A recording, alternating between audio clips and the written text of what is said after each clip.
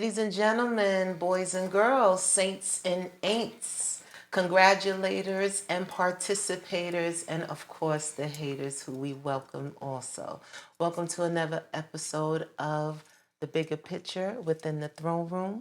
Today, on the seat of esteem, we have the God Body MC, one of the members of one of the most celebrated and recognized groups in hip hop history, Brand Nubian. Not only did punks jump up to get beat down then, but now they still do, but in a different way. If you don't know, you should find out. Today, ladies and gentlemen, please welcome Lord Jamar. Peace. Peace. How are you, brother? I'm great. How are you? Awesome. I wanted to start with, because me and Honey have had this discussion many, many times. Why is the Nation of Gods and Earth so woven in the DNA of hip hop? I would say because we were the ones that came to the people as the people. Meaning we didn't like have suits on and bow ties like the FOI, or we didn't dress in all white like the Ansars and all that type of stuff. That kind of made certain people on the street, you know, they would take the knowledge in, but it kind of made you feel a little like that's something different. The way we came in the 5% Nation, we would be dressed as the The people. people. You know what I mean? We would be Correct. fly and have fashion and, you know what I mean? And incorporated style, you know what I mean? Street style into what we were doing.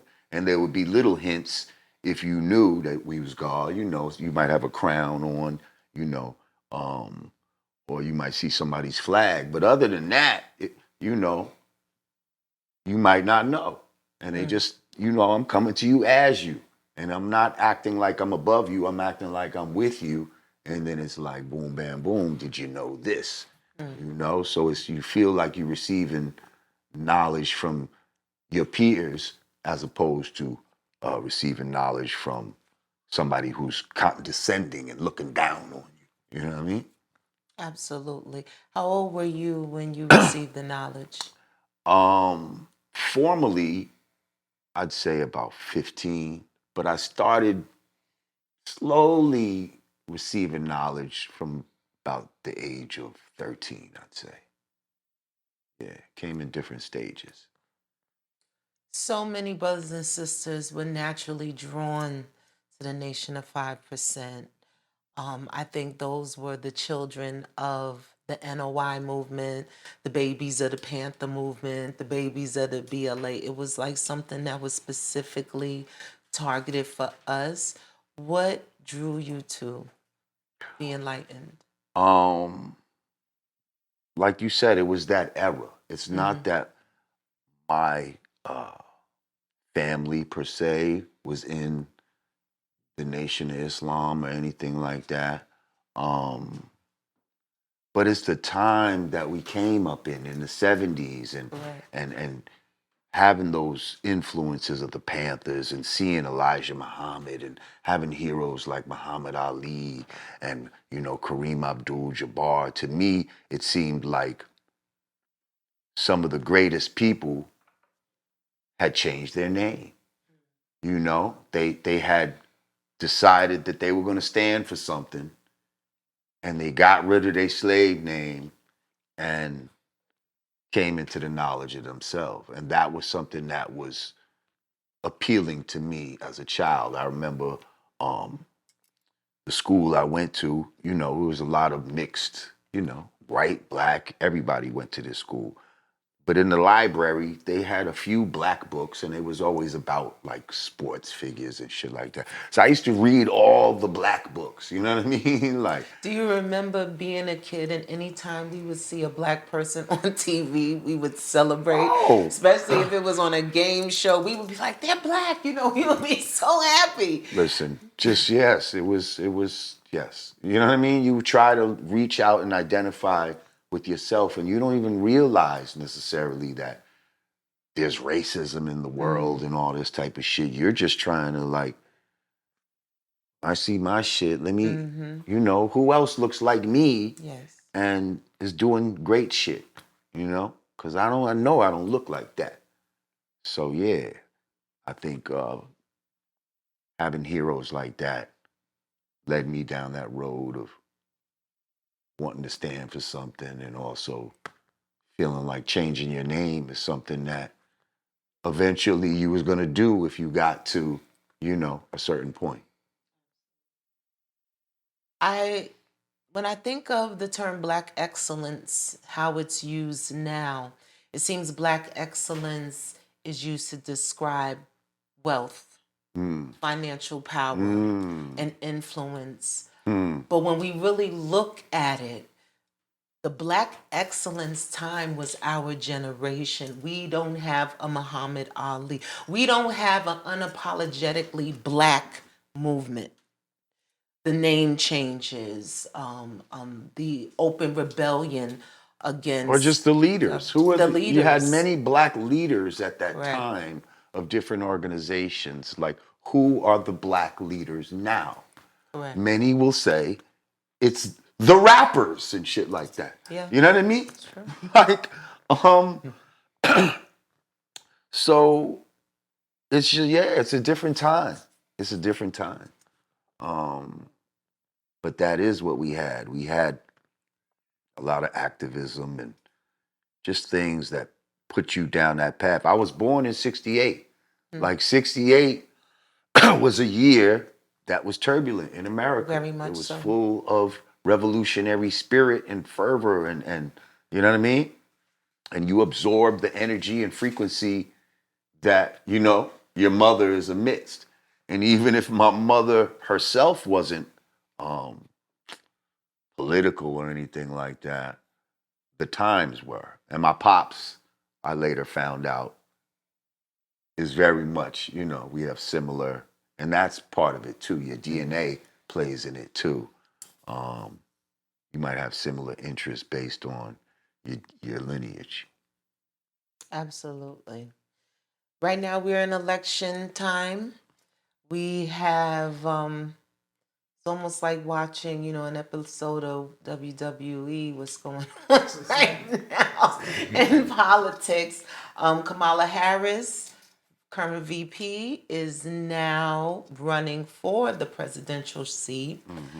I don't believe we are united in the support of Kamala. I don't think the pigmentation is fitting the situation. I believe we fell for that with Obama for 8 years, and I think we're being a little more wise with who we're going behind. What's your thoughts on that? I mean, I'm right with you. Like, I'm there. Like, I don't fuck with Kamala. You know, I don't consider her to be a black American and somebody that has black American issues at heart. I believe she's what people would call a tether, who she used the black educational system in order to, Then Tyreek Nasheed would be so proud. Oh yeah. That she's like, Right. he Right. would be considered a tether. Seriously. And you got to, and he's popularized a lot of good terms. I can't, and just by using them, like, some people feel like, oh, you follow Tariq Nasheed. No, I don't follow nobody. I follow the truth. Like, so if you're saying some true shit, I'm going to agree with you and I'm going to back you up on it. Like, but that don't mean like, I pray to the, to the altar of Tariq Nasheed. Like, Correct. you see what I'm saying? But that's my man. I fuck with him, even though I'm disappointed he went on Vlad. But that's a whole other thing. Anyway, It's a whole nother. yeah. Anyway, she would be considered to be a tether. She's openly said that she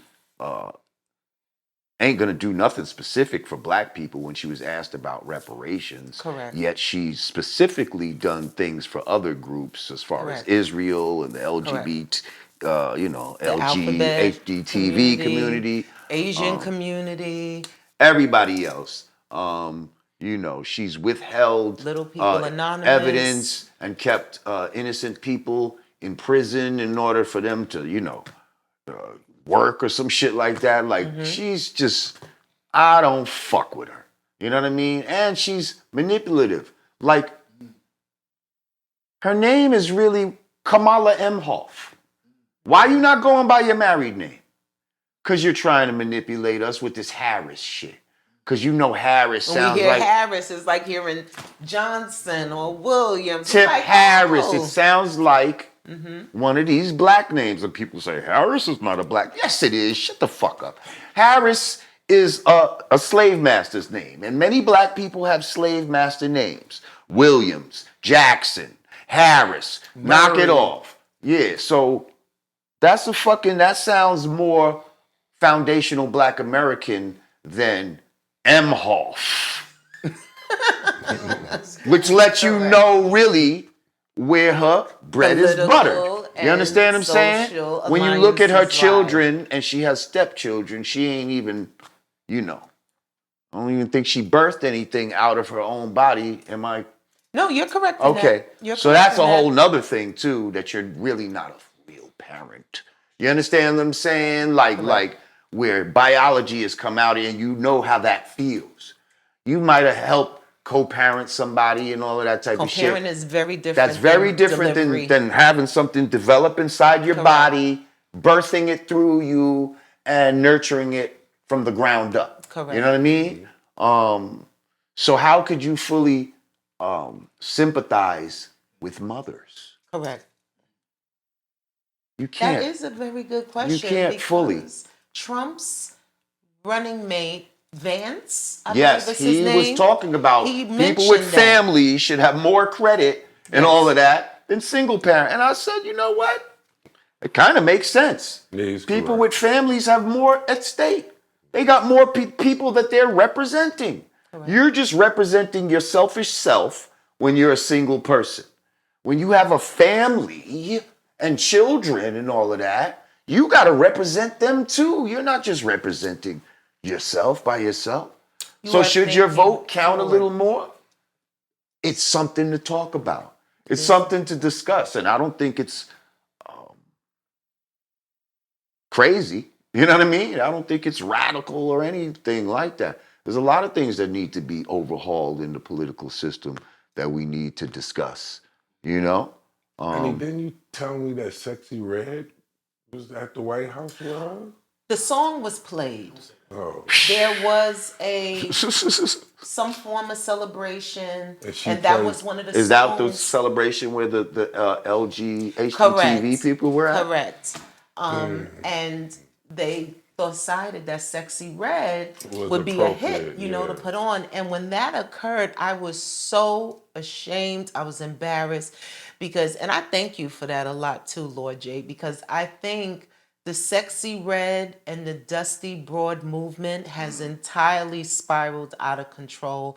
Yes, Kim was raunchy. Yes, Fox was raunchy, but they were stunning.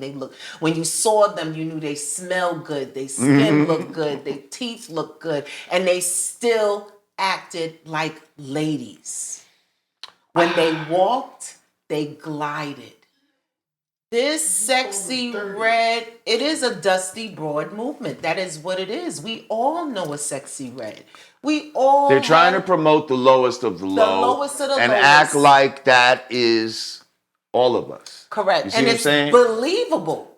It's believable because that's what's in the forefront. And it's embarrassing. And when you started to share your ideas and your feelings about it, it tickled me. But I said, thank God someone is saying something for the masses to hear. There's nothing wrong with wanting the best images to be portrayed. There's nothing wrong with that. And she is not what's best for us. And see, people will say, listen, I'm not mad at somebody trying to get their coin. Okay. You see, that's always the justification that justifies for selling our community down the river. So one individual's come up is supposed to justify the symbolism that it sends out to all of us in our community, and not just to us, but to people that are looking at us, the world, as original people. Um, so now people will be like, oh, I'm not going to be mad. She's just trying to get out of her situation, you know? Because now there's a new Dusty one who's a little prettier than her, okay? we got a And new she's Dusty. talking about, you know, does your dick hang low and all this shit. Oh, yeah. And this one, this girl is raunchy as fuck. Little skinny, little ghetto. She's on the same level of a Sexyy Red, but she's a little cuter. They're You see what I'm dust saying? mates. They're So dust she's mates. one of those girls that, right? You know, they're both the type that was getting smashed for like blunts and shit like that. You could smoke a blunt with them and knock them down, type of shit. Like $40. Yeah. no, not even $40 $40. Like, yo, shorty, you want to smoke a blunt? Like, and she come to your crib, y'all smoke blunts, and end up smashing. You know what I mean? Like that's the project way to do it. Like, you know what I mean? Like, if she gets some Remy out of it, that's like, that's kind of, she must be bad. Like, yeah, she's bad. Like of the ghetto girls. Like, you know what I mean? But yeah, those type of girls, yo, I got a blunt, shorty. What's up? Wanna come to the crib? Fucking, I ain't doing nothing. You know what I mean? Y'all smoking a blunt, and it's just that easy. If they get a slice of pizza, Hot Pocket. what? If you get a hot pocket after giving up that hot pocket, you'll be lucky. But yeah, this is what, and they do it with the men too. They because we have the lowest of the low, the most Dusty, you know, stupid of the Dan stupid. Brigade. Yeah, they promote that too. You know what I mean?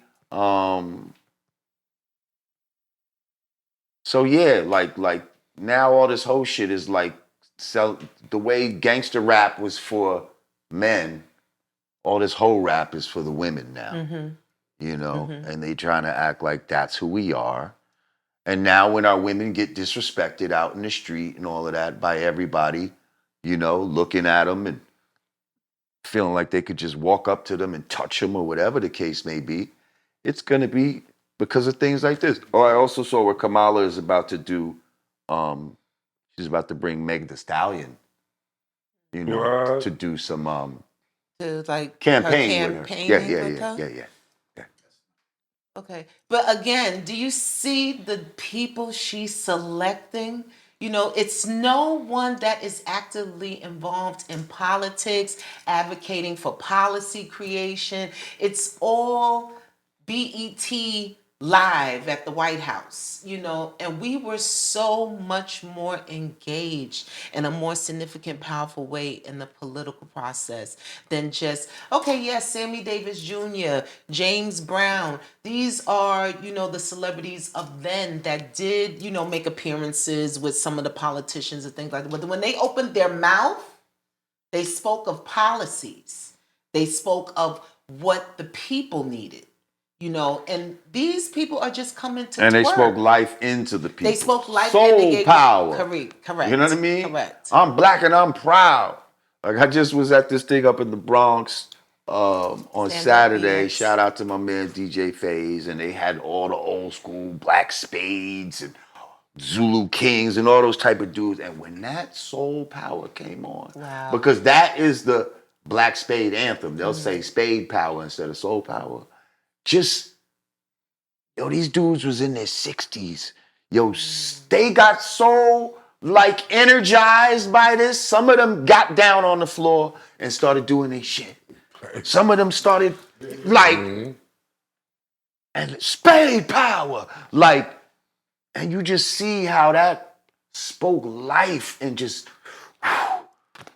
to these kids from the Bronx that, at that time, Bronx was like rubble. You know what I mean? Jimmy Carter declared it a war zone. Literally. That declared it. And that's what I'm saying. It was still like rubble when I was coming up. It was still like rubble for a long time. It took a long time. So that's what I'm saying. I was coming up like niggas like Crazy Legs act like you wasn't there. First of all, he's like 2 or 3 years older than me, maybe. You understand? Relax, motherfucker. Like, you know what I mean? Like, I was right behind you, motherfucker.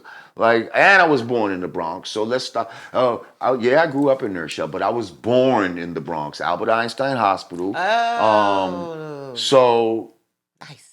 by default, yeah, I am from the Bronx, motherfucker. You Where you understand? took your So first watch your breath. fucking mouth. You know what I mean? Stop acting like you're not from the Bronx. Yes, I am. You know what I mean? But yeah, even by the time I got to this hip hop shit, and I don't know how I just brought the conversation here, but We riding with you. by the time I got to this shit, man, it still was a handful of Puerto Ricans, and the Jamaicans wasn't admitting they Jamaican. Let's talk about it.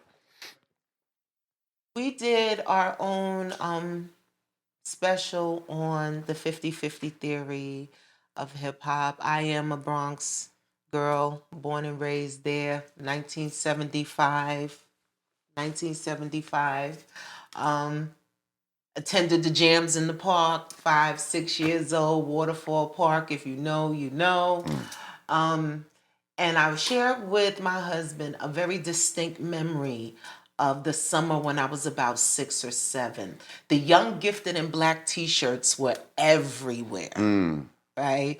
Nina Simone had appeared on Sesame Street and she sang, Young Gifted and Black. Again, whenever we saw one of us on TV, it was automatic celebration. We didn't care what you was doing. We was just happy to see you.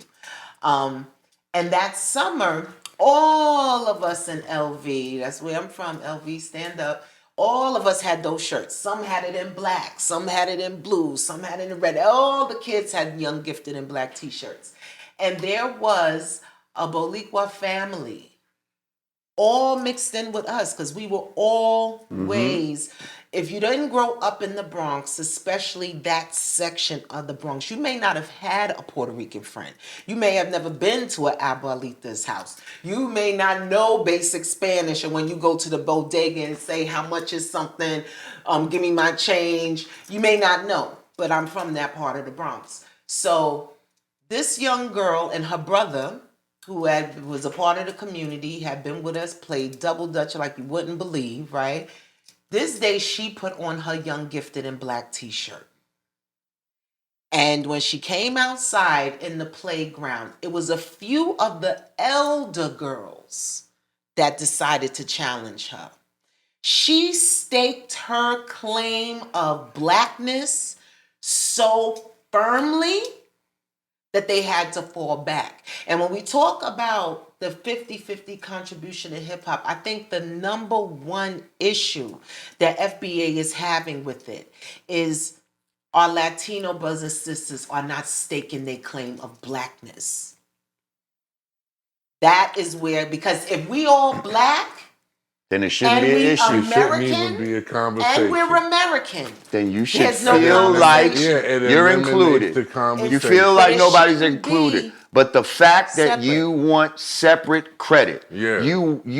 because some of these same people will claim they're Afro Latino. Yeah. First of all, we're not saying anything about Afro.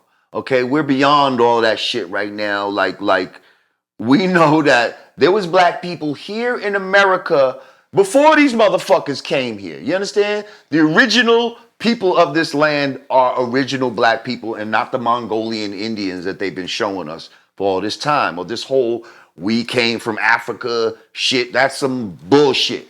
Actually, more was shipped over there than was shipped over here. But yes, there's some did come from Africa, but most of us was already here. So let's get that out the way. Second of all,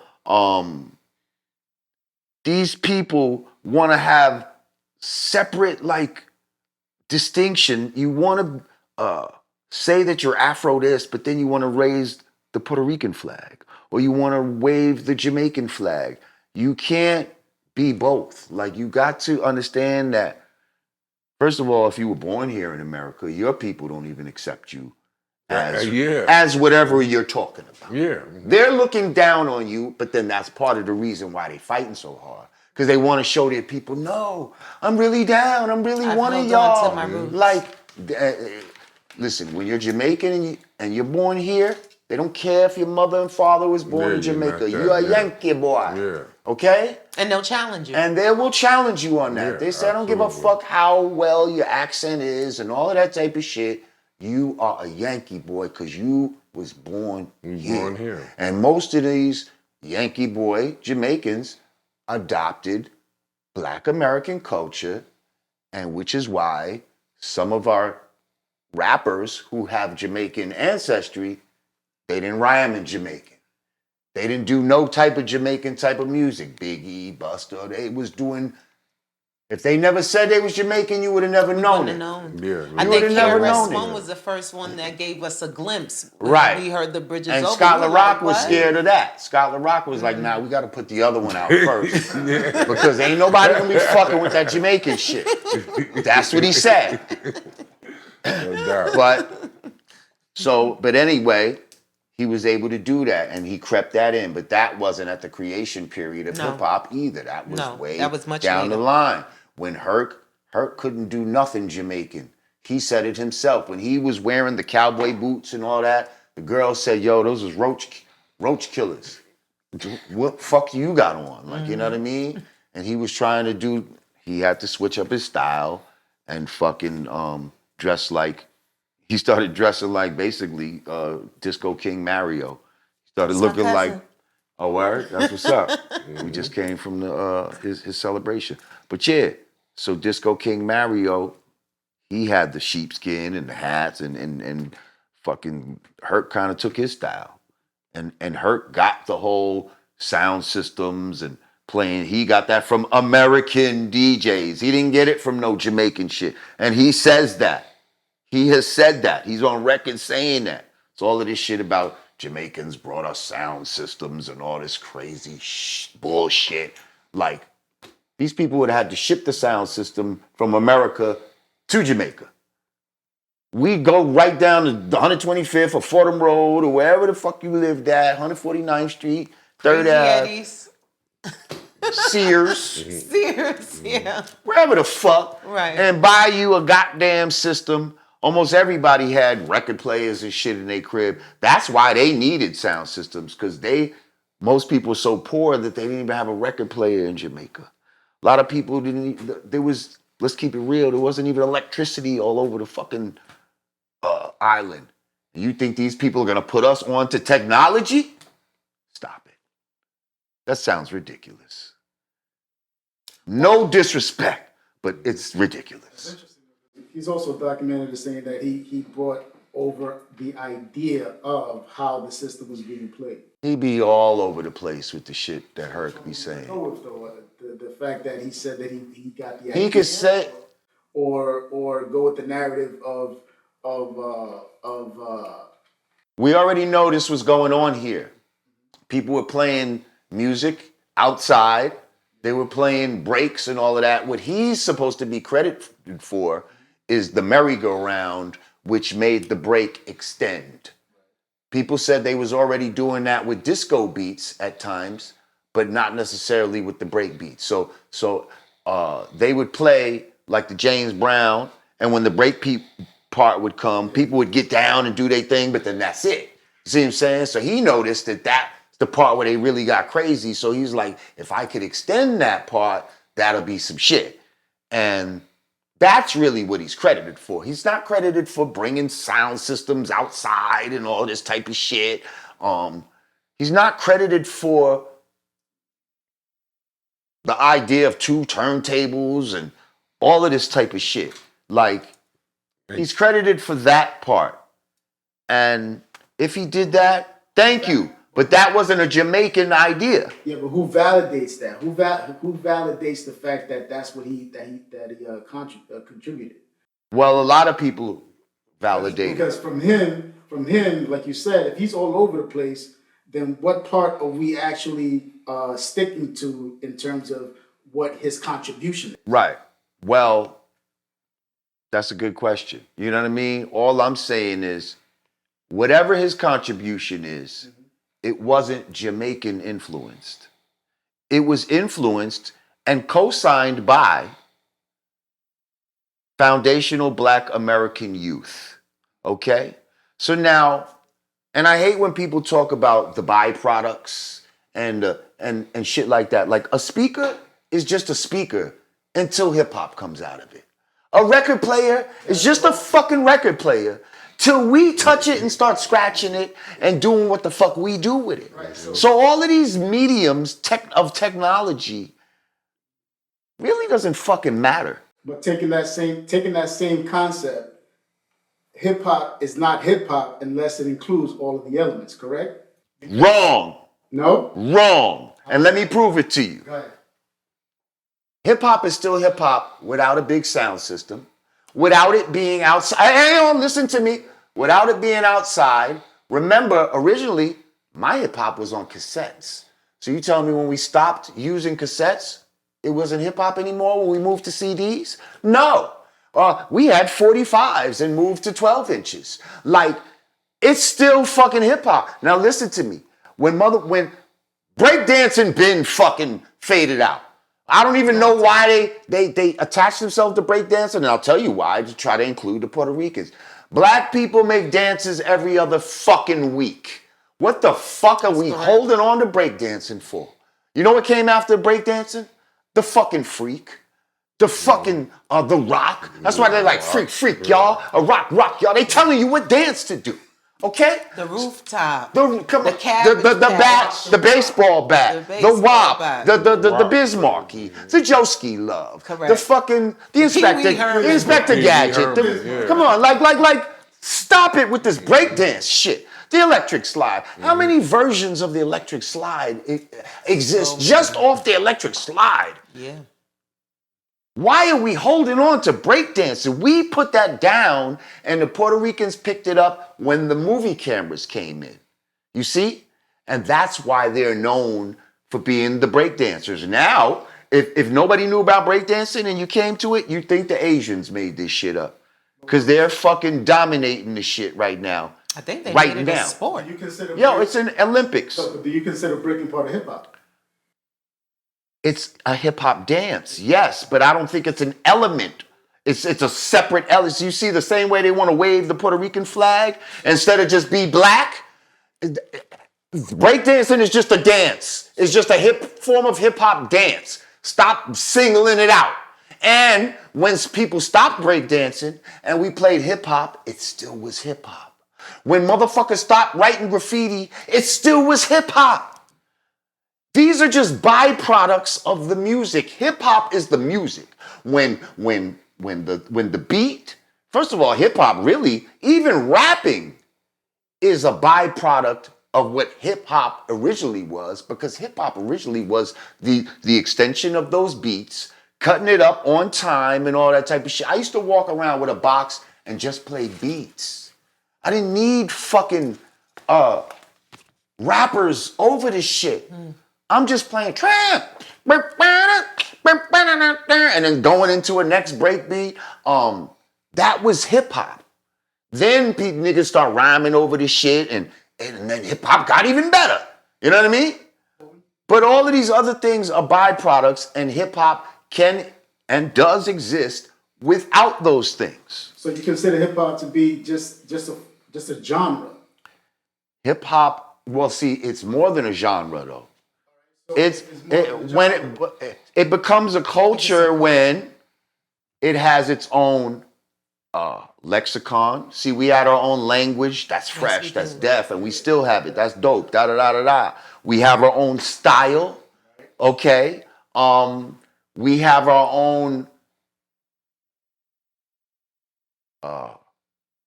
rituals, I guess you would call it. You know what I mean? Like hip hop rituals. These are things that make it culture. Like for me, hip hop was getting on a 2 train back in the days. If you a live nigga, you ride in the last car. The last car was where the party was.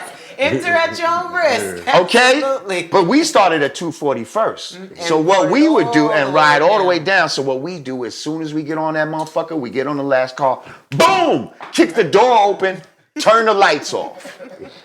Now the lights is off in the last car, and we smoking back there. That's hip hop. Kicking that door open and turning the lights off, that's hip hop. But see, that's a nuance. And that's something we always used to do. Like, but that's some shit like, if you didn't live that type of shit, you wouldn't even understand how is that hip hop.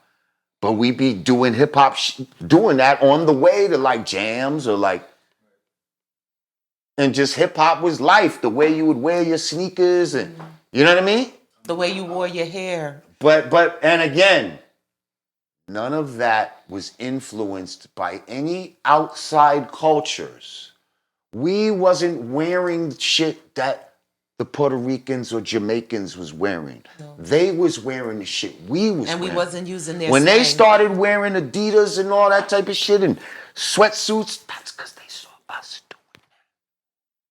doing it. BVD, we started all of that shit. Yeah, but that's a total separate argument. No, it's not. I think it's no, the it's same not. argument The whole argument is about where the influence, not to cut you off. No, the influence, absolutely. The influence. There's no argument there. Right. The influence is there. Nobody said that it wasn't there. But however, those influences have to transcend into another form in order to build the culture itself. So without the culture, without the elements, there's no culture, correct? Based on what you said. But see, the elements, first of all, yes, but here's the thing. I disagree with. No, one question. Because first of all, Bambaataa is the one that came up with these elements. Yes? Yes. Okay? So Bambaata's a little questionable right now. Oh, shit. But hold on. I'm just saying. But the fact that he's and when a away. cop, right? If he's tainted and all his cases, after that, you kind of got to throw him out. So I'm just saying, we're not going to throw out the elements, but I think we should examine them. You know what's another element of hip hop that we don't talk about? Snapping. Mm-hmm. Yeah, definitely. Your mama. Snapping. Definitely. Snapping. Absolutely. Being witty on your feet definitely. and all of that type of shit. That's where freestyle rhymes come from. Yeah. Basically, That's doing the dozens nowhere and all of but that type in of shit. culture. Why is that Nowhere not else. listed as one of the elements of hip hop? It should be. Like I would put that before breakdancing. Before graffiti. Like niggas don't write on fucking shit like that no more. But you telling me we still haven't been doing hip hop because we don't spray paint on the trains no more? Or we don't deface our staircases like we used to? That's not, what are you talking about? No, but just like the music, that portion of the culture is also evolved because they went from doing it on the walls and now they got galleries and you know what I'm saying? And it didn't evolve like the way the music evolved. The music. I think it has. No. I think it has. No. I think when it's all said and done, the truth of the matter is no matter what level, no matter what ingredient of hip hop you look at, it is all FBA. And we influence it. We decide what's cool. We determined the influence. We were the litmus test of what was acceptable. If the other members who we love and was a part of our community and was in the parks with us, on the trains with us, went to school with us, ate at our house, we ate at their house. If their influence was indeed even 20, right? Show me. Show me where we emulated Caribbean culture in hip hop. Show me a hip hop term that is straight from the island of Puerto Rico or Dominican Republic. Show me a cadence that came from the Caribbean or anywhere other than the streets of the young, gifted, and Black American girls and boys that create this. I don't want to keep going over this because it instills a lot of feelings in a lot of people. I'm sorry, y'all was a part of it. We love you, but it's ours, and that's it. We're not going to let nobody do what they did with rock and roll. A lot of blood, sweat, and tears. There were congressional hearings held to destroy hip-hop. We were on the front lines, the 60s and the 70s, babies. We fought for this. So we're not going to allow it to be taken from us because a few feelings want to be hurt. No, we're not. We still love you. We still appreciate y'all being there, but let's keep it a buck. Even right now, you look to us to know what to wear. And this is not about being divisive. This is about telling the truth. And if the truth causes disunity, then we never had real unity in the first place. Absolutely. And we should. And we have to always remember the ones that was with us back then that they try to identified themselves as us. Yes. They Like that, identified like my themselves neighbor as who us. stood Please her understand ground with her t-shirt. these Puerto Ricans that these new Puerto Ricans are trying to stand on their back. Those were rebels back then. Yes. A lot of absolutely. these Puerto Ricans that fucked with us got ostracized by their families. Yes, they did. Okay, I have a girl that lived in my building named Raquel. She was Puerto Rican. She ended up getting pregnant by my man Ja Will, who is dark as you, from Mount Vernon, from the projects. And her mother hated it so much, she kicked her, and she was 16. She kicked her out the crib. She ended up living in my crib. Okay, for the end of her pregnancy. I was there when she went into labor and all of this type of shit. Like, so, first of all, it almost angers me when people try to act like I have some sort of hatred for Puerto Ricans when I have such an extensive, like, history and love for Puerto Rican people. Like, if you know the Bronx, and if I just say Beach Ave or Allerton Ave, then you know what time it is. And East Tremont. mad at my dudes, but these are where my people, Oh, okay. my Puerto Rican people is from. Like, you know what I mean? And like when I put together Dead Prez and all of that, like half the damn People's Army was Puerto Rican, but they was representing like Puerto Rican black. Like they saw themselves as black. Black. Yeah, Most of them got knowledge of self, matter of fact. You know what I mean? And to this day, they don't have no problem with this. Like, they're not thinking like, it's these other motherfuckers that's feeling entitled and want to have some sort of, their appetite is bigger than their portion. They're the ones who separate. They're the ones that's separating it. Yeah. There shouldn't be a separation. Yeah, they the ones who separate. If you apart, you apart. And what's crazy is we're the ones that support the Puerto Rican artists. Absolutely. Like, if you think about it, Puerto Ricans didn't come out in droves to support any Puerto Rican artist ever in the history of hip hop. Think about it. Think about all the Spanish artists. Like, we're the ones that had to be like, nah, that's a go. You know what I mean? That's a go. But they didn't come out in droves. Remember Curious George? Mm-hmm. Damn, no. Curious George? Jeez. Fucking even, rest in peace, Chino XL. Chino XL, rest in peace. Do you think, like, the whole island of Puerto Rico came out and bought these dudes albums when he came out? No. Beat Nuts?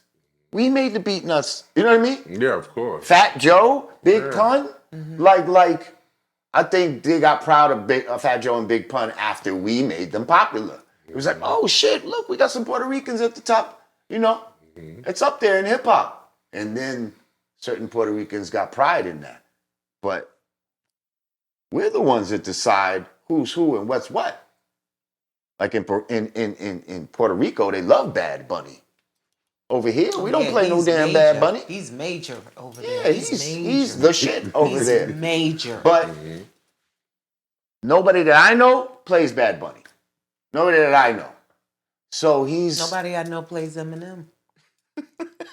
I've never heard that at the car wash in the Bronx, Brooklyn, Queens. I've never heard it. I've never heard it. It's the same type of shit. Like, you see what I'm saying? And so it's like, even I remember Heavy D tried to make a Jamaican album or something like that. Because we kind of forgot that Heavy D was Jamaican. D was Jamaican, yeah. We taught. Why would you know that? We did not know. Because when he first came on, it's the overweight love. He was like, no, it's your the big stuff. Now think about it. That's such a soul record right there. Like, come on. Soul. And even Pete Rock, who's my man, but he's out here talking all this Jamaican shit, but he called himself the Soul Brother #1 after James Brown. Like, if you're so much into this Jamaican shit, then be Petey Ranks, I told him. You know what I mean? Don't be Pete Rock no more, because that's like a black American moniker. Be Petey Ranks. And see where that takes you. You know what I mean? Like, I'm telling you. And all the shit that he sampled was some black American shit. Like, let's stop playing these fucking games. Yo. And it's okay. And it's okay. It's okay. okay. It's okay. Definitely a hot topic. Definitely a lot of feelings. And I so appreciate you standing on not just your own principles, but with some historical content attached to it. Because I think that's what's so important. When we saw this, the celebration of the 50 years of hip hop, took a lot to get to those 50 years. In 2008, Nas asked, well, suggested hip hop was dead. Here we are in 2024. I don't believe hip hop is dead, but I do think it may be suffering from a virus of some sort. What is your thoughts Oh on no, that? it's definitely yeah, it's definitely been infected with multiple viruses, you know. But we're a resilient people, We you know are. what I mean? And just a little bit of fasting and all of that always helps to regenerate the body. Like that's all you need to do. So what does fasting mean? Stop eating certain foods, stop taking certain shit in, stop listening to the Sexyy Red, stop listening to the fucking, you know, whatever poison drill music they got next up for you and all this type of shit. And you know, start putting some good food inside of you. Once you fast, then start getting a better diet, a better hip hop diet. And that diet, just like in the physical food world, is not going to be necessarily available so easily. You see, like McDonald's and you see, the radio station and all of that is like McDonald's. You understand? And Burger King, and none of that shit is good for you. So you gotta go Okay. and find the, The you know, farmer's the market. organic, yeah, and go to the farmer's market of hip hop. You know what I mean? Where is that? On the internet. But you just gotta find Right your now. like-minded people that listen to your type of shit. You know what I mean? Matter of fact, I got some shit coming with a group that I fuck with. Nice. Some shit called the Spooks that sat by the speaker. Ooh. Yeah, we got some Nice. I real like the title. some real hip hop shit coming.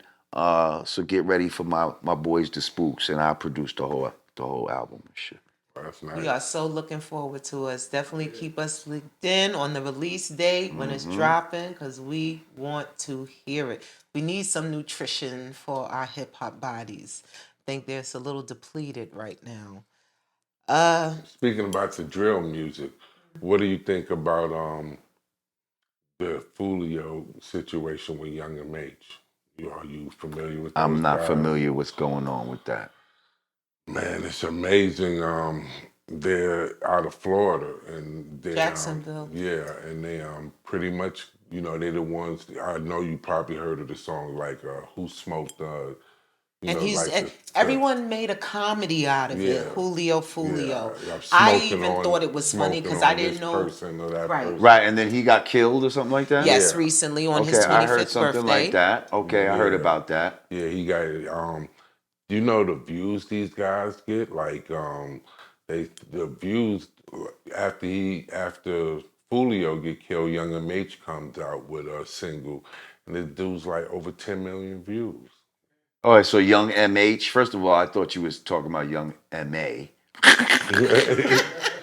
Shout out to Young Yeah, M.A. Young So M.H. Young Yeah. MH. Okay, so this is a rapper from down there. And what did he come out now, na about Fulio's Yes, death? Absolutely. Ah, absolutely. okay, and he got 10 million views. And Oh, so and so now it's people are ridiculous.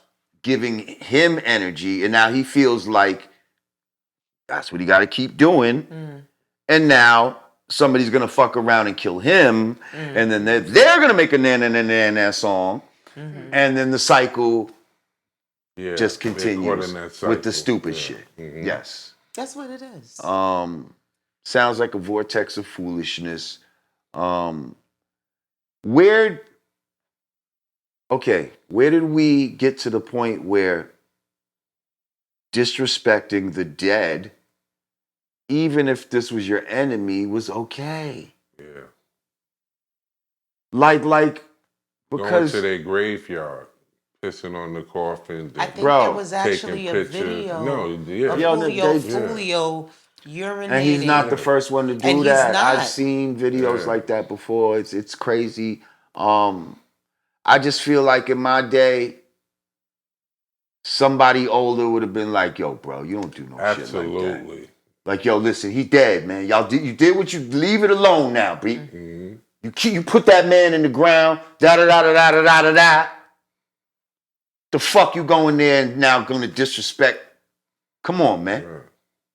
Like, somebody would have pulled your coat about some dumb shit like that. Like, now you making it to where the fucking son gonna want to grow up and have vengeance against you on some real like a fucking martial arts movie or some shit. I'm gonna fucking get this motherfucker that pissed on my father's grave. Like, you know what I mean? And you can inspire some shit like that in a motherfucker by going that extra mile to disrespect somebody like that. Come on, man. It's just It's almost as if depravity is a competition of depravity.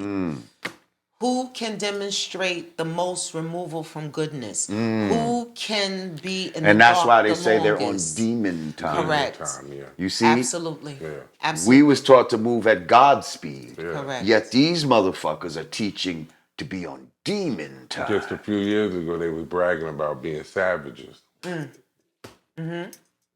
That wasn't depraved enough. Yeah, exactly. That wasn't in the dark enough. But a demon I'm a savage. is Right. as Is that so? inhuman as Right. a move. Like, no, seriously. And even when you see the videos, there is hints of demonic features everywhere. The blackening of the eyes. You know, the frequency of the beat is so low. I remember when we would go, I don't know what they dance to in parties now. I'm really curious to know. Because the frequency of the music now doesn't feel good. It feels like something's gonna happen. And I feel drill is very similar to that goth movement that the rock and roll heavy metal kids kind of evolved to later, where we had the Marilyn Manson, with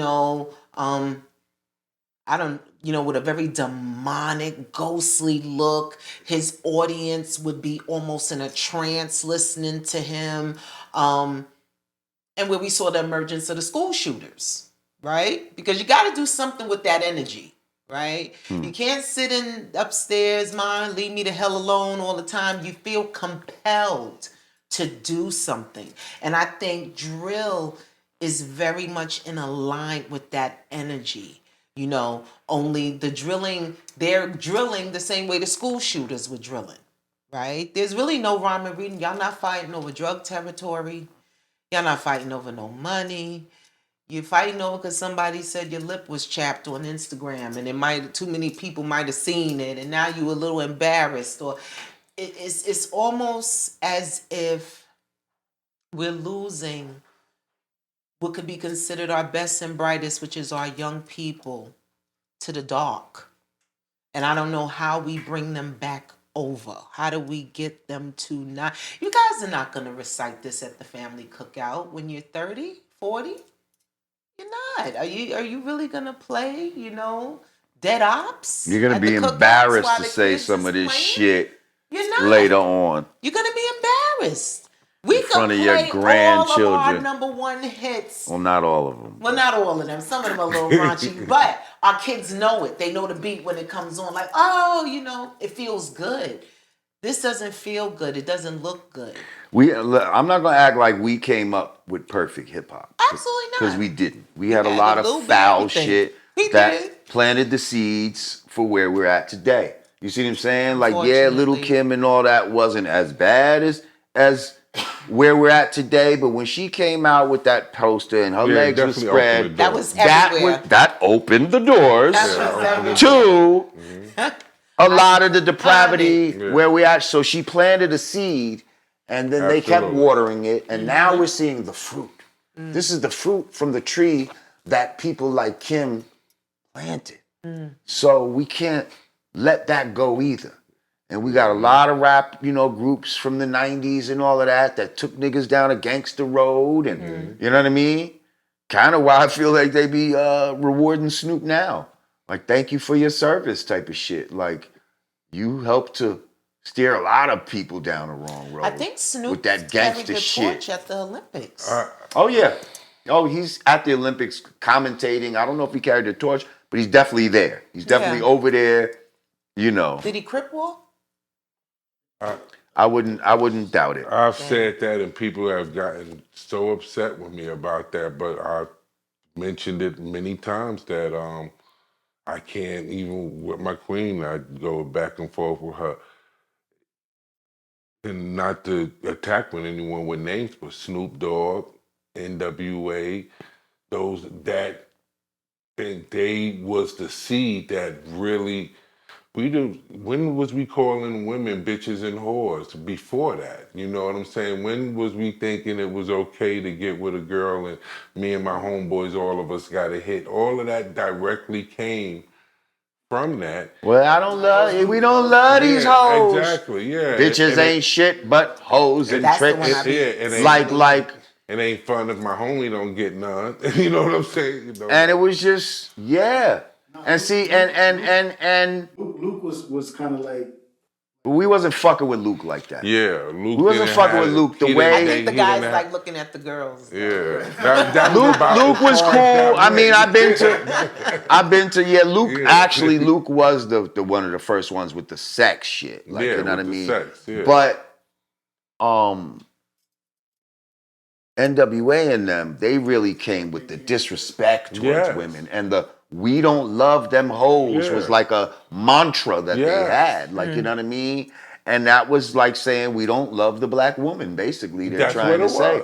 Because the hoes they were talking about was not white girls and all this other shit. It was girls from around there, from Compton or Long Beach and all of this type of shit. And see, I could be mad at myself because I loved a lot of those songs. Me too. I danced in the club to those songs. I sang along to the shit, knowing that a part of me didn't feel good about it, but goddamn, this beat is so hard. And do you hear the way that the bitches ain't shit? Do you hear the way it flows with the, you know what I mean? Yeah, I think it was resonating different with us though. Like our age group, it was resonating different. It did, but at the same time, we could have boycotted it. Nah, we could have been like, nah, fuck that. I knew those words was wrong. I knew they was wrong. Yeah, I knew those words was wrong. I knew it was wrong, but you still fucked with it kind of anyway.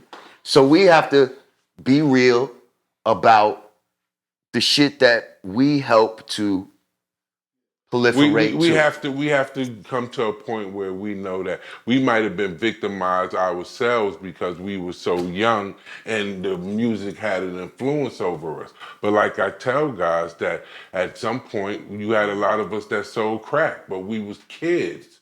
We was victimized. So when you get older, you act like that selling crack in that business you did when you was young, that's okay. Even though you knew, even when I sell crack though, I knew it was wrong. But I feel like as you get older, your resolve and your discipline can get stronger. And I feel like they prey upon you when you're at that weaker point. Yeah. When the younger you are, the weaker your discipline is. Or at least that's the way they've made us to come up. And we don't really realize that we could have fucking been like, nah, fuck that, and just stayed strong. You don't realize that until you're much older. You don't see the consequences and repercussions of your actions. You know, now that we at an old age, we see, oh, so that's the consequences and repercussions of putting that in children's head and allowing them to be, to become influenced by this nonsense. And I think that the older rappers should admit that. They don't admit that. They get very upset and get hostile like someone is trying to attack them. No one is trying to attack you. We all are one. But if we want to help the kids that's coming up under us, we got to all admit what we did wrong. People be like, you made a song. When I say some positive shit, you made Punk Jump Up to get beat down. You were talking about. I mean, you know what? You're right, I guess. Even though in my mind, could have been a white boy I was beating. But you're right. I've seen fucking black people get beat up to that song. Crazy. And yes, I have to take responsibility for some shit that I put into the universe. So what do? All you can do now, once you do some shit, all you can try to do is atone for what you've done. And you try to put more positive shit out in the universe to outweigh the negative shit that you put out there. You see what I'm saying?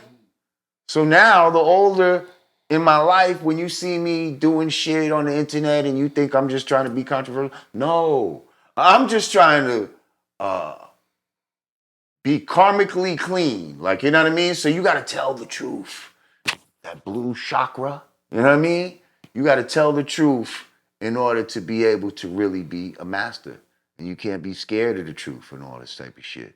So the truth is uncomfortable for a lot of people to hear in many different ciphers. You know what I mean? But at the same time, it needs to be said. And I be the one that don't be scared to say it. And that's why people fuck with me. Because a lot of people are scared to say it. Because they think they're going to miss out on some mysterious benefit that they never had. They never got it. They're like, wait, it's going to come. No, Right, but if I say this, it's never going to come now. If I talk about that guy who don't even know me, but he's got all this money, if I say some shit about him, well, he's never going to give me a piece of his money. He wasn't going to do it before anyway. Right. So why are you shutting up for an imaginary bag? Yeah. That's what motherfuckers do. Yeah. And what you don't realize is when you tell the truth, verse actually brings shit to you. And you don't miss out, you stupid motherfuckers. How did that Sonya Massey shooting make you feel? So the Sonya Massey, how I feel about that is I believe that was given to us in response to the Trump shooting. Right? Now, I don't know if the Trump shooting was real or staged. I think it could go either way. Whether it's real or staged doesn't truly matter, I guess, because mission accomplished. This dude got such an image out of that whole the fucking fist in the air and the blood on the cheek and the fucking shit in the, that right there, Theatrics. Yeah. that pumped up just his whole fan base and it just made him look invincible. Larger You know what than I mean? life, yeah. It just made him look like, whether it was real or fake, and in these days we know it's all about the optics. It's what it looked like. So it made this motherfucker look like, I'm the president that will fucking withstand, you know, and The ultimate patriot. right. The ultimate My man patriot. Godfrey said the shit looks like the new Iwo Jima. Remember Iwo Jima? Yeah. It almost looks like that. Yes. Shout Okay? out to Godfrey. So now, but now think about it, right? If it's real or fake, I want to point this out. If it's real, only white people got killed. The shooter was white. The two innocent bystanders was white, right? That got killed. Or maybe the shooter and one person got killed and one person got shot. Is that it? Correct. 2 white people lost their lives in this. Now, I didn't see actual video of the shooter or this other person that got shot. I didn't see video of that. So technically, did anybody even get killed? I don't know. That's what they told us. But they told us white people got killed, right? Now, the Democratic Party, there goes their answer to the Trump shooting. Let's kill a black woman for real. On camera, for everybody to see, to try to get emotional response out of the people so they'll crash out on some bullshit. So now, if her shit wasn't staged, which it probably wasn't. Let's just show the killing of a black woman at the hands of a police officer in response to that shit because, and then we're going to hit you with the boogeyman of the Project 2025, where they keep claiming that police are going to have immunity if Trump gets in the White House. Let's talk about that for a second, people. Let's stop right there for a second. Do y'all even fucking know what qualified immunity is? Because what Trump is saying is that the police would get federal immunity the way they have state and local qualified immunity. Qualified immunity is only there so that the police can do their job. If you're a police officer and you arrest me, you know, I can't say, oh, you traumatized me for the arrest and sue you personally. That's what qualified immunity is. It does not cover anything that violates the Constitution. Murder violates the Constitution. So for y'all to act like he's trying to pass some shit where police are just gonna have a field day on the people is some bullshit. That's a lie. It's disingenuous and it's wrong. And again, I'm not here to promote Trump, but I'm not gonna let y'all motherfuckers lie either. If it got to the point where it was open season on motherfuckers like that, well, then it would be open season on the police too. Right back. And that would be, you know, I guess the civil war that they're looking for. Because trust me, they want to instill martial law. They wanted us to crash out a long time ago with the last elections with, you know, George Floyd and all this type of shit. But we haven't been falling for it. You know what I mean? And we better not fall for it this time. Okay? Listen. Could things have been done a little differently in the Sonia Massey case? Could they have backed out of this shit? Oh, yo, she seems a little weird. She got that water. Let's back the fuck up. Like, you know what I mean? Yes, they probably could have did that. But was she bugging the fuck out and doing some ill shit too? Like when we slow the shit down, she put the pot down, went down to the, but then she picked it up and did try to throw it at these motherfuckers.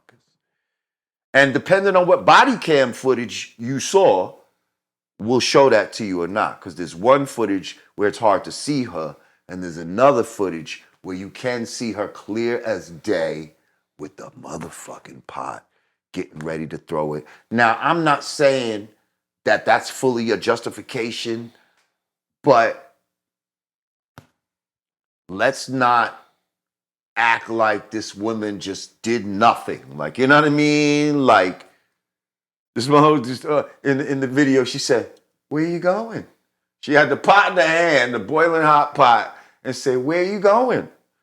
Like, anybody ever said that to you before they fucking did some funny shit? Like squirt you with a water gun or some shit like that? Like, where you going? Come here. Why are you running? I think what and then she said, I rebuke you in the name of Jesus. That's what it is. I think because Americans are just so much WWE stuff going on. But that piece spoke to a very specific that triggered the demon in him. Base. Right. Well, that's what people say. People say that put the demon in him. But at the same time, you know, that's her launching a spiritual attack. Like, if you know what a spiritual attack is, that's what that was. Like, I rebuke you in the name of Jesus, and then they might throw some holy water on you or some shit like that. I have a question though. Like, if she picked up the pot and was about to throw it at him, and he shot her at that moment, what happened to the pot? Did she just like... It shows it in the video. It shows that the pot falls to the ground, and you see the fucking water spill out of the pot, and you see the steam come up from the floor. Wow. You see it. My man, shout out to my man Jamar Milton. He did a breakdown on his channel where he broke the whole video down. And he's like, listen, I just don't want us to crash out on some shit that we don't need to be crashing out on. Like she really did try to, and he showed it, showed where the pot was. He showed the water coming towards, you know what I mean? It's the police feet, just like you said. You could see the steam rising from the floor and all that type of shit. Like, yeah, yeah, she did that. You know what I mean? So when you say, I rebuke you in the name of Jesus and then grab you know, but at the same time, I'm not saying he should have shot her. And but then again, also my man Jamar Milton showed a picture of what it looks like to take boiling water to the face. Trust me, none of us here would want to do that. Like your fucking flesh will melt off. Be like, this shit is no fucking joke. But they told her to go to the stove because it was bubbling over or some shit like that. First of all, if you watch the whole video, they was about to leave. They didn't even want to be there. She called them saying that There was a prowler. that there was a prowler and all that. They said they looked around and saw nothing, but then there was a black car in their driveway, in her driveway. So they're saying, "Do you know whose car this is?" And she said no. So that was the part that made them be like, well, okay, let's at least do a report on this car. You know what I mean? Take the plates, da da da da. Ma'am, can we just see, have your ID so we can know who the fuck you are? And then that's when, she's getting all weird and she's saying all, like, you got to really see the full thing in its entirety. She's getting all weird, saying all this crazy shit and looking through papers, and they're like, please, let's just medical papers. Just get me your ID. That's all we need. Like, and they was just about to leave. One of the things I train the men in is that we have to be able to recognize situations. Yes. So if you recognize a situation when you're dealing with a person, that could keep you safe. So when they came there, if you look at the beginning of the video, as soon as she walked outside, she said, God, please. Right. Please save me. Something like that. Yes. That right there would have let me know that, okay, I'm dealing with a different situation here. You know what I'm saying? You could already tell that something's going on. They antagonized the situation a little bit because you could hear him start talking to her soul like she's retarded. Someone that is going through some type of mental distress don't mean they retarded at all. Some of them are the most educated people that you could run across, but he started talking to her, something wrong with, like that. And then when they got inside the house was the order the house was in is the next thing that let me know something's wrong. Whether people understand that or not, you know what I'm saying? If you keep a real dirty house, that shows that something is going on upstairs. If you keep it clean, immaculate, that could mean something too. That could mean something too. Yeah. So I would have recognized that in the house. Then if you watch the video, the papers that she was trying to show them, I could bet all the money on it. Right. Was her medical papers of whatever was going on, which they say, her family say schizophrenic, you know what I'm saying? But I would have recognized that this lady's going through something. Now, to tell her to go to the stove where the pot of water is boiling and the pot of water is a threat to me. Right. If it's a potential threat, even though maybe they didn't think of that at the time. Listen, I'm not trying to... The police, I don't fuck with the police. You know what I mean? I'm just saying, like, this is not so cut and dry the way they're trying to make it. And I'm saying black people don't crash out over this. Don't fucking wild out. Please know that the Democratic Party put you, because there was a Spanish dude that I think lost his life the same day by the police, but we don't see that shit. You understand what I'm saying? Because that wouldn't have made us feel emotional. This right here making us feel emotional. It's curious how they always use the same picture too. Like, she's got this side picture that everybody's using right now. Yeah. Like, just like George Floyd had a picture. There's like this internet picture they'll choose, and that's the one. Like, you know what I mean? For some reason, the stable picture. And it's like, is that the one that first that the powers that be put into the algorithm, and now everybody uses. You see what I'm saying? everywhere. Like, so they put little thoughts into the algorithm. They put little sayings and all kind of shit to make people say it back and make it seem like it's organic type of shit. But they're like, Sonia Massey, say her name. You see, how many times have you seen that online? And now somebody will say it. Say her name. Sonia Massey. Same thing with Sandra Bland. All the same thing with George Floyd. With Tamir Rice. All of them. Every election. When are y'all going to understand that every election season they kill a black person in order to get you emotional? Because what is the Democratic Party without the black vote? Right? Just like what is hip hop without the foundational black American influence? What is the world? No, seriously. What is the world without our influence? Like, really, we influence everything. That's why they need to influence us so that we can influence everything else. But they do it surreptitiously. We kill ourselves because they can't really do it, but we could do it because we have the strength. We encourage everybody.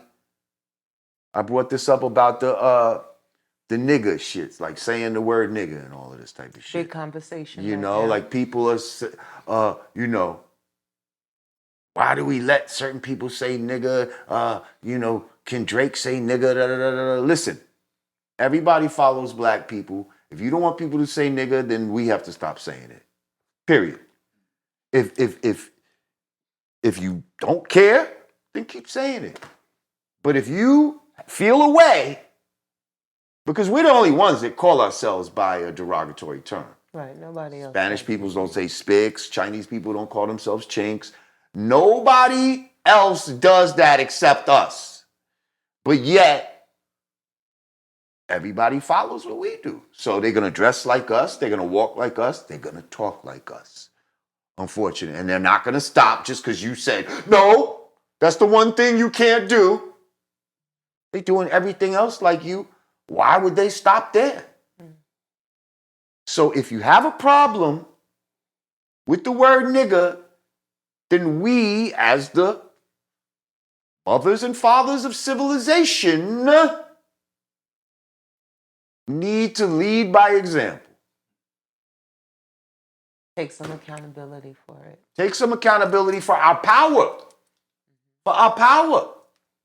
Because we're not running around calling each other bendejos or blood clots or any other outside influenced derogatory term. That's very true. We're calling ourselves niggas because that's some Southern black foundational American shit. It is. It's funny when I watch they're now giving us so much more of the black experience in the mother of America, England, right? So we had Top Boy, which was a big hit on Netflix, and there's another show. Even I couldn't fully get into it. Neither could my husband. He couldn't. He just couldn't. It didn't speak to him.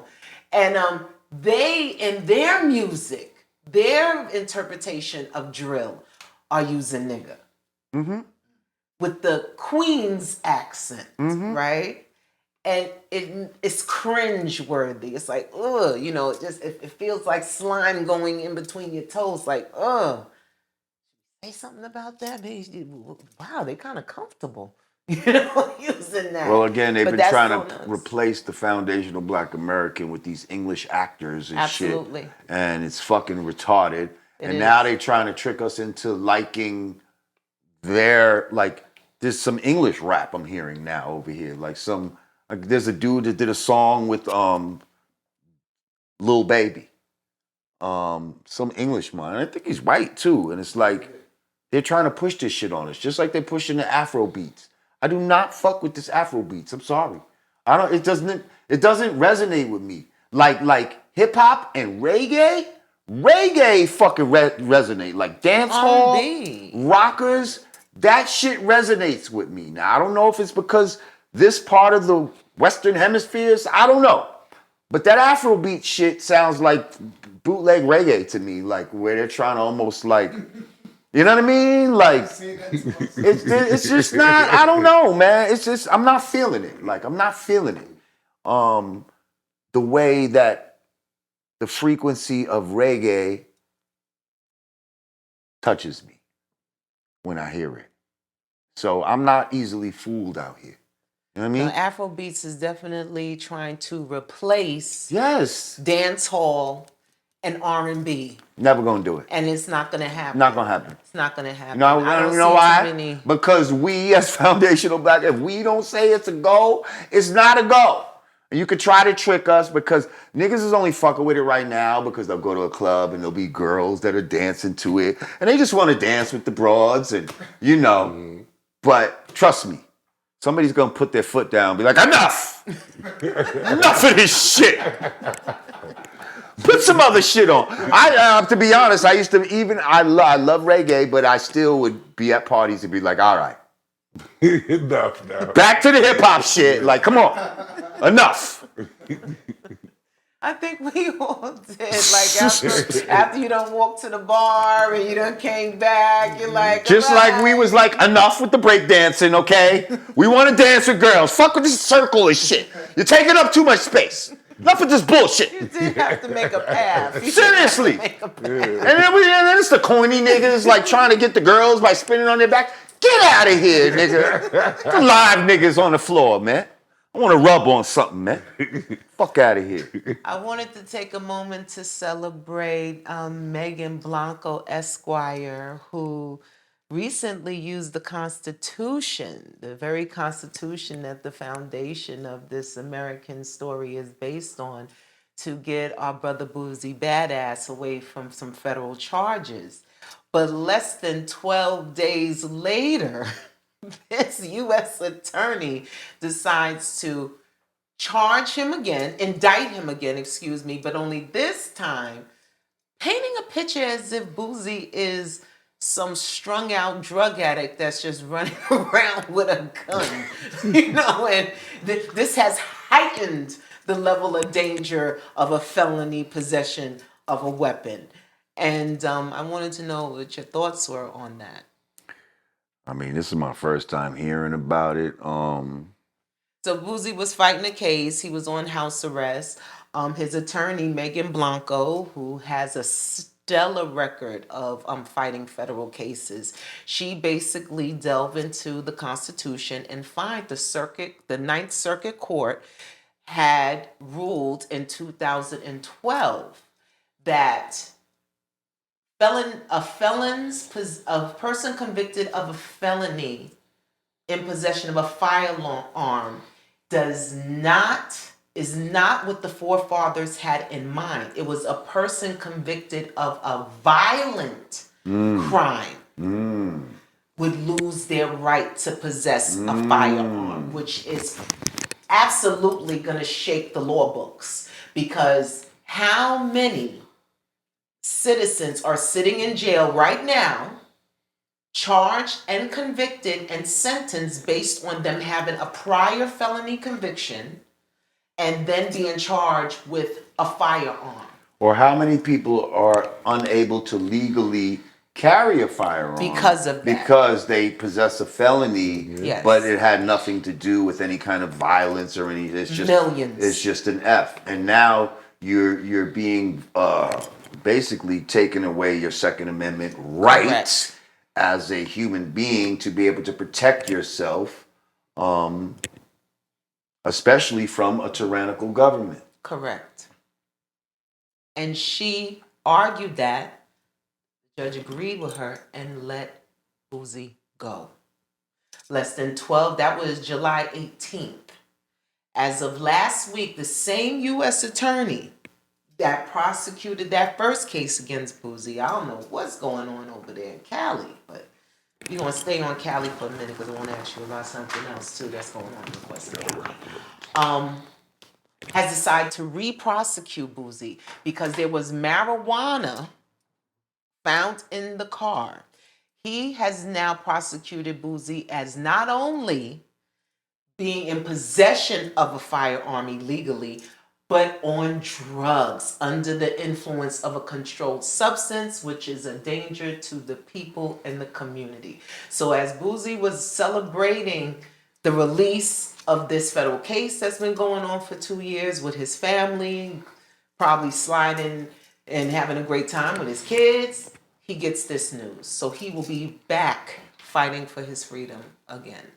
And it just makes us realize if he didn't have the means to go up against the United States. Right, he would have been railroaded. He would have been railroaded. And I think there is, when you are fighting a federal case, you are fighting the United States. If you ever look at a federal indictment, it doesn't say Joe Blow versus Tyrone and Shanae. It says the United States of America versus you. Versus you. If you've never been scared, that would make you scared. So that's something new that's going on in the culture. Of course, I'm cheering Boosie Badass on. Yeah, I think we all need to look thing. at that because that sounds like a Second Amendment case, and you know, maybe it could be ruled correctly. You know, They never, they never let that go through. And the reason they had never let that go through, and they had to recharge him, because if they let that fly through, it is so many brothers that will be now putting in appeal on their case and that'll be coming home, and they can't allow that to happen. The amount will be tremendous, and as he said, then you have so many brothers that's walking around on the street that's convicted felons now jump up and be like, oh, I'm going to get my gun, even though convicted felons could carry guns if they go through the process, but if y'all don't understand and know, they keep that secret. But now if that went through, you know, you have everybody running out there, and that's definitely not what they want. They don't want that. So that's, you know, that's why they're not going to let that go through. And when dealing with the federal government, unfortunately, when you're dealing with those powers that be, no matter what the law say, they can make it say what they need. You know, they can make it could, it's a very tricky situation with them. They can make it work how they need. I'm also very curious about your thoughts of the Keefe D case that's going on right now. 28 years it took for us to get any kind of judicial proceedings when it came to the murder, assassination, depending on how you look at it, of Tupac Amaru Shakur. Any thoughts about what I think is going to be the trial of the century of our generation, next to the O.J. Simpson trial? I mean, I don't know if it's gonna be the. First of all, he ain't got no lawyers like OJ had. This nigga went on mad. This nigga went on mad fucking blogs and fucking blabbed the fucking story, thinking he had immunity, and he didn't. Like, this is an open and shut case to me. I don't know what you're talking. Like, it's only gonna get publicity because it's Tupac. But I don't think it's gonna. Is it going to trial? Really? Is he going to trial? He addressed the judge directly against his legal counsel's advice last week, Right. and kind of went on a kind of old man rant. Not really sure. Yeah, he's getting ready to be out of here. He's gonna be like, Diddy! They're gonna be, Diddy, help me! Diddy like, nigga, I got my own fucking problem. Man. Fuck you talking about? Niggas is out here literally saying no right Diddy. now. Like, I'm sorry, but I can't help you. I can't do nothing for you, man. Sure can. And I think that's why he spoke so much. It's almost as if he wanted recognition of just something, and he's receiving it now for sure. That was the greatest thing he ever did in his life. Yeah. Was riding that car. You see, because it made him the most famous that he was ever gonna be.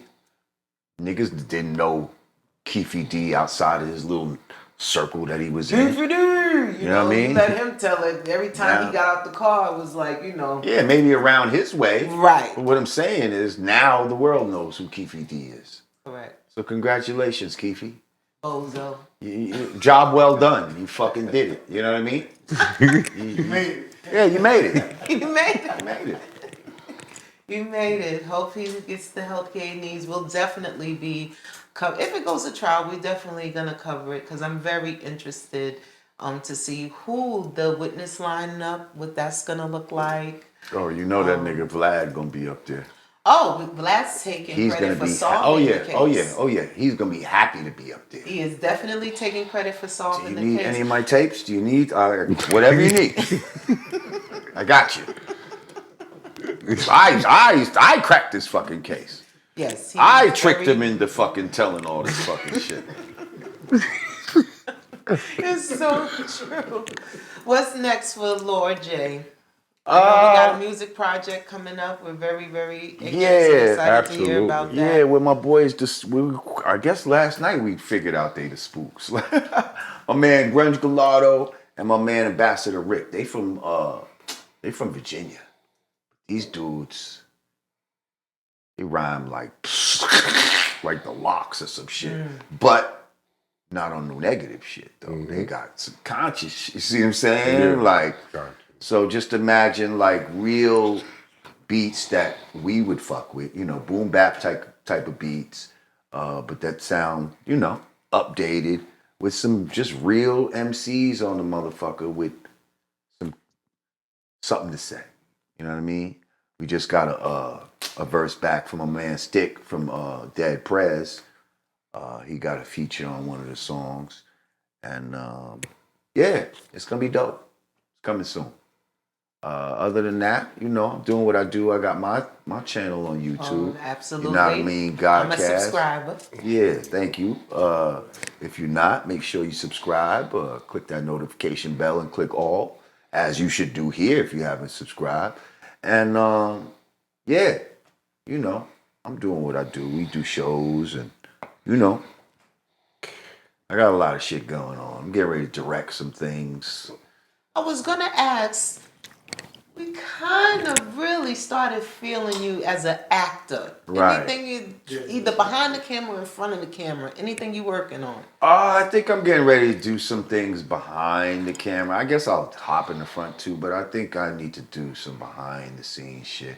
Once all of that pandemic shit came, like, that's when the shit got real crowded. Like, I haven't worked since the beginning of that in mainstream shit. I did the Last OG, the Tracy Morgan show, and that's before they were forcing people to try to get the shot. So they wanted you to take the test or whatever. So I did take the test, but I refused to get the shot. So yeah, I slid in, I did that one, and after that, they mandated people to get the shot. So I was like, I guess I can't do nothing. You know what I mean? Then they lifted the mandate, but I ain't had nothing come my way since then. You know what I mean? They might be mad, I don't know. But these days, you can do your own shit. You know what I mean? Like Tubi and all this other type of shit. If you want to tell your own stories and show what you could do acting wise or behind the camera, then make it happen, So that's what I'm gonna do. Sounds good. Can you take us out by telling us what today's mathematics is? Today's math is understanding cipher, all being born to understand it. Now, I know some people would say add cipher, but I don't subscribe to that. Here's why.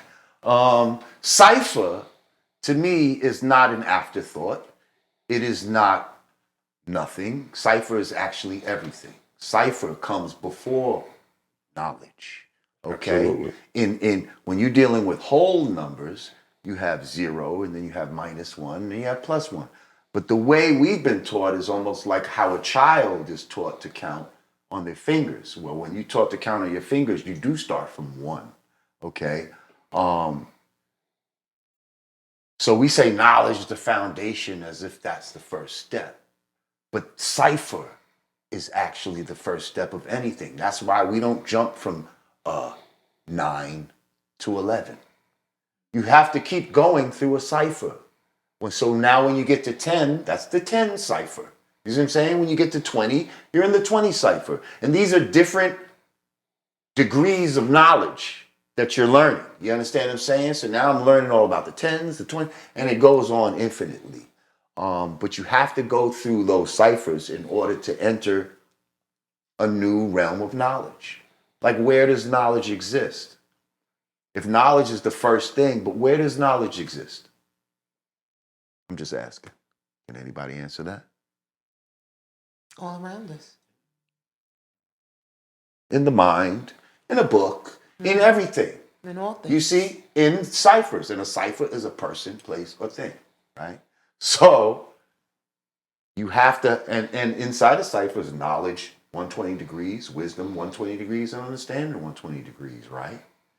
So we're already saying that a cipher is not nothing, it's actually everything. So can we please stop saying add cipher and say cipher? And can we start the math with cipher? And so now say cipher, knowledge, wisdom, understanding, culture, freedom, power, finding, equality, God, build, destroy, born. And born is complete before you get to a new cipher. Okay? So today's math is understand a cipher, all being born to understand it. Read, Kingdom, read. And with that being said, that's a wrap. Thank you, Lord Peace. Jay. You're welcome. Peace.